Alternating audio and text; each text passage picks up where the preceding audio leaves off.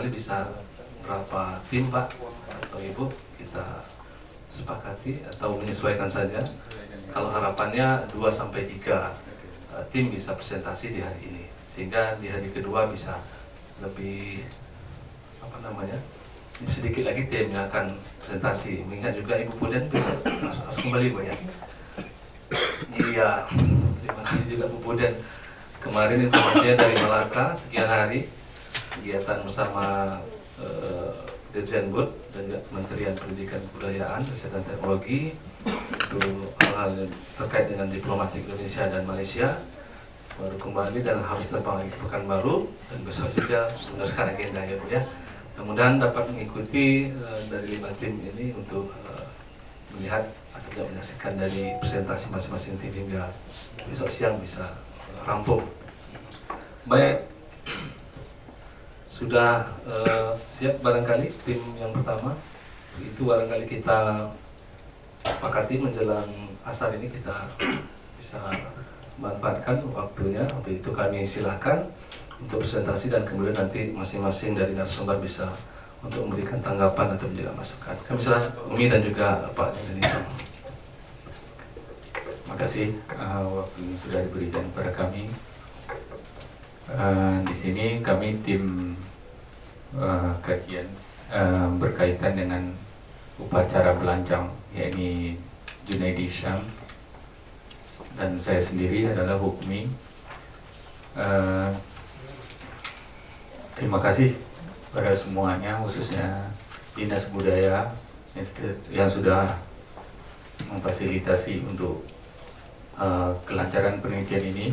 Juga teman-teman dari Dinas Budaya yang sudah satu tim untuk teknisnya dalam penelitian ini.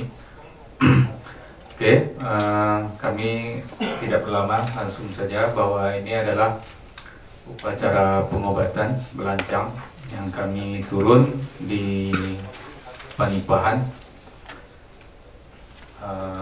Kita mungkin kalau ingin lebih apa istilahnya fakta-fakta kebudayaan kita ini kemungkinan ada juga daerah lain seperti Belian, mungkin sebutan daerah Talang atau Tahamama. Mungkin daerah lain kita juga tidak tahu ada berapa bahasa yang disebutkan dengan ini. Di Panipahan sendiri disebut dengan belancang, ya ini upacara ritual pengobatan tersebut. Kalau kita lihat dari hasil apa yang kami telah lakukan, metode penelitian ini pada dasarnya kualitatif.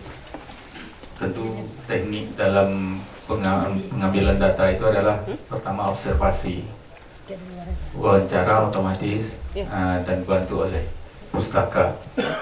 Jadi ketiga-tiga ini sudah kami coba lakukan.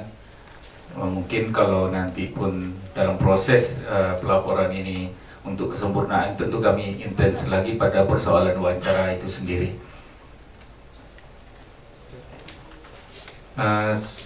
Sebagaimana yang kami dapat tanyakan pada pelaku upacara yang dukun itu sendiri, yang kita sebut dengan dukun, syaratnya adalah orang sakit yang sudah diusahakan obatnya namun belum ada dampak kesembuhan, atau usaha-usaha yang maksimal sudah dilakukan namun belum ada nampak perubahan dalam peroleh kesehatan itu, sehingga mereka boleh atau ada keinginan untuk melakukan upacara untuk kesembuhan, maka itu adalah bagian syarat yang dianggap layak untuk diupacarakan.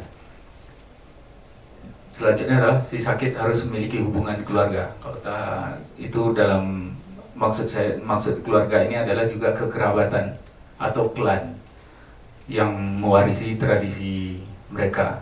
Artinya berarti dukun dan yang sakit itu biasanya masih satu klan. Nah, ini nanti mungkin akan dijelaskan juga nanti untuk selanjutnya oleh Saudara John tentang terkait dengan yang lebih dalam. Pelaku adalah dalam upacara itu, pelakunya adalah tentu pasien atau si sakit ya. Dukun, yang dukun utama itu ada dua, yaitu dukun Tugu Malian Putih dan dukun bergelar Abdul Qadir. Jadi ada dua dukun yang utamanya ya. Walaupun dalam dua ini yang paling utama lagi adalah dukun yang disebut yang pertama kali itu. Yang lainnya juga sebenarnya dukun, tapi tim dari dukun tersebut, ya, ini Panglima Hitam dan Kilet Sonjo ya. Ini yang kami jumpai ada 4 setidaknya. Yang selanjutnya adalah penghulu balai. Tim-tim mereka dalam upacara ini tidak dibatasi hanya pada beberapa orang ya. Misalnya 2, 5 ya, berarti 5 bisa saja mungkin dibantu oleh yang lain. Kenapa? Karena misalnya penyanyi bisa saja dalam tim tersebut orang mereka. Pemain musik otomatis tidak dibatasi, maksudnya adalah bisa dibantu, dan mereka dari tim juga ikut menjadi pendukung musik, bahkan penari, dan bahkan audiens atau penonton bisa berperan, khususnya berkaitan dengan nyanyian-nyanyian, maksudnya adalah hentakan-hentakan musik. Praupacara yang bisa kami sampaikan di sini, karena ini adalah kajian yang sifatnya mendokumentasikan, memberi gambaran deskriptif prosesi, maka diperlukan gambaran dengan praupacara. Tentu di sini adalah persiapan di rumah si sakit. Persiapan itu selain di rumah orang yang dianggap sebagai pasien tadi adalah persiapan kelengkapan. Jadi kami hanya bisa menampilkan gambar-gambar di sini. Kebetulan di gambar belakang itu ada orang sakit.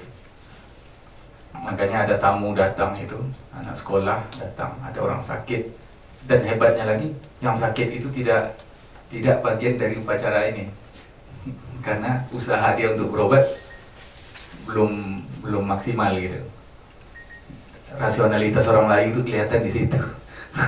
Jadi upacara sudah jelas ada, tapi karena dia belum maksimal usaha dia tidak ikut bagian, bukan pasien yang belakang itu yang ikut bagian dari pengobatan. Itu mungkin kalau kita mau elaborasi lagi watak-watak psikologis orang-orang di sana gitu ya, maksudnya dalam konteks ini, dalam konteks pengobatan. Lihat mereka anak-anak sekolah terakhir pulang gitu ya. Ini adalah, mohon bantu juga kalau saya lupa nanti. Ya, balai seso ya, balai seso ya, penjara ya, penjara jin. Jadi balai seso itu kalau bahasa Indonesia kan apa tuh? Kira-kira balai siksa ya, ya, balai seso ya. Ini di atasnya itu bukan bagian dari balai, itu sebenarnya untuk Panjungusenonya. Tapi kita lihat nanti ada pasu juga sebagai taman. Terus ini pasu-pasu yang lebih kecil lagi untuk tempat air, buyong ya, buyong. Terus ada apa itu, daun nipah, ada macam mayang ya, upi, udah menjadi upi ya. Dan kita lihat bunga, terus lancang. Nah, ini pra-nya tuh harus disiapkan semua. Dari balai tadi yang belum dicat, akhirnya dicat warna kuning. Ini dia, cat warna kuning.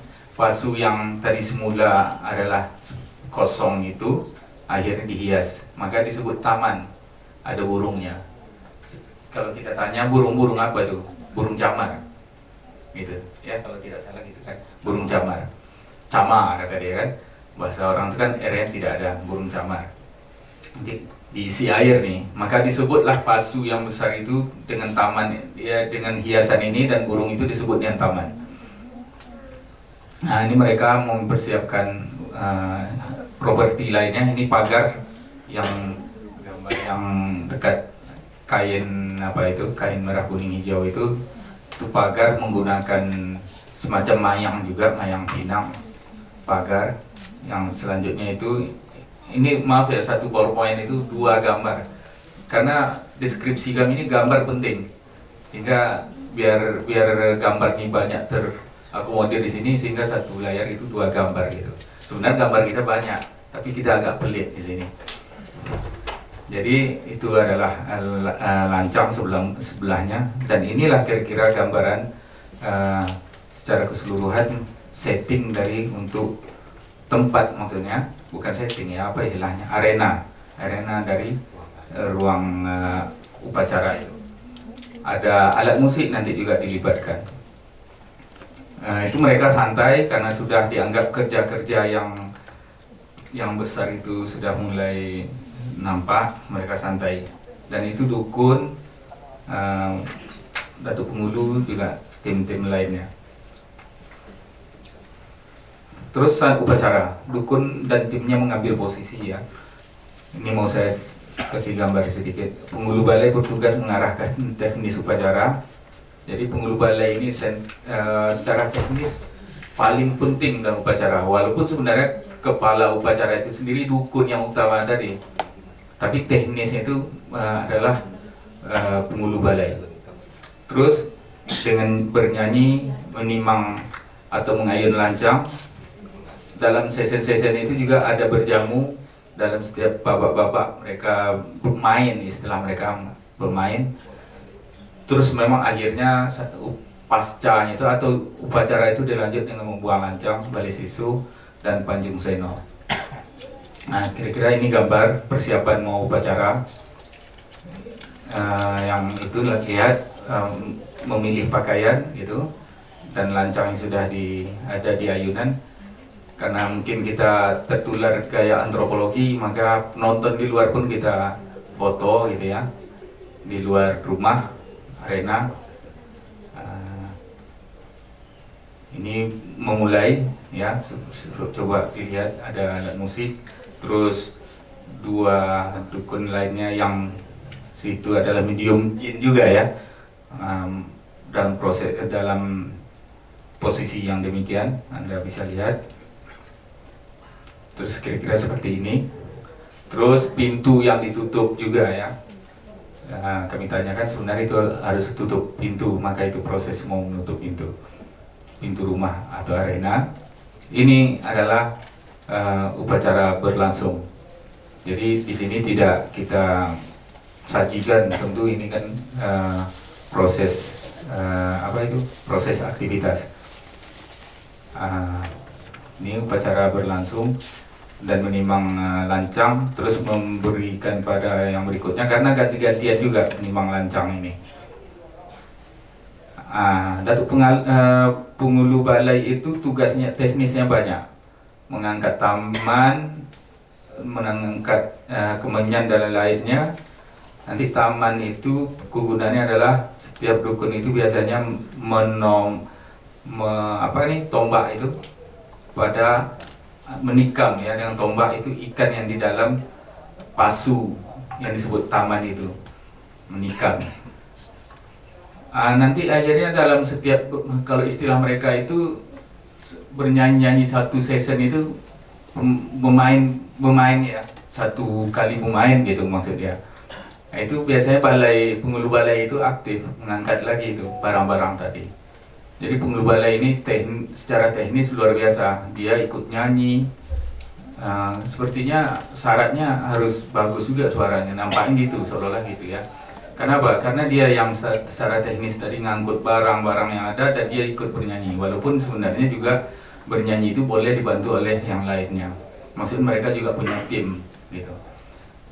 Yang samping itu adalah setelah 1 kali bermain biasanya ada jamuan yang di situ tim upacara serta yang lainnya boleh ikut berjamu. Karena masyarakat sekalipun itu pintu ditutup itu boleh masuk. Maksud ditutup itu lebih pada jangan sampai secara teknis terganggu, tapi bukan berarti mutlak itu tidak apa istilahnya, tidak boleh ada interaksi, tapi hanya menjaga saja supaya jangan terganggu, maka cenderung pintu ditutup. Jadi masyarakat boleh ikut dan berjamu seadanya. Selesai upacara, Ini gambar singkat yang kami sampaikan dalam penelitian kemarin. Ini setelah upacara kami berinteraksi dengan tim, yaitu ini dukunnya, dan kita di samping itu ada beberapa orang juga ikut membantu kami dalam penelitian ini. Itu yang bisa kami sampaikan terkait dengan garis-garis besarnya. Untuk selanjutnya saya serahkan kepada Bapak Junaidi Syab. Silakan.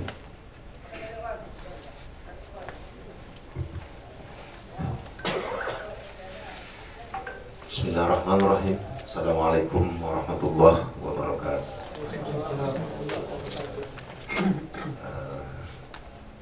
Alhamdulillah, terima kasih. Waktu pun giliran pun legar katanya kan. Nah, sampai pula kepada saya. Legar istilahnya kalau bahasa Melayu tinggi. Kalau bahasa Melayu hulu lega. Baiklah Ibu Pudentia dan bapak-bapak yang ada di sini, terutama ini yang berbahaya tiga ini. Jadi agak gemetaran juga lutut kita, Bu. Nah, ini ngeri kan? Ngeri. Tapi tak apalah, karena kita tahu ini orang penyayang-penyayang lah Melayu ini, Bu ya.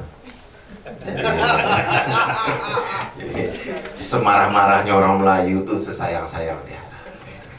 Baik, saya sempat catat tadi bahwa saudara saya Hukmi ini mohon dijelaskan tadi sedikit ini tentang klan. Klan itu kan istilah antropologi. Di sana ini di awal sekali dan paling penting untuk melihat seperti apa buah lancang itu. Jadi ini istilah mereka secara emik namanya keturunan. Artinya buah lancang hanya untuk keturunan, tidak disarankan untuk orang lain dan tidak menerima pasien luar. Nah itu kesadaran pertama.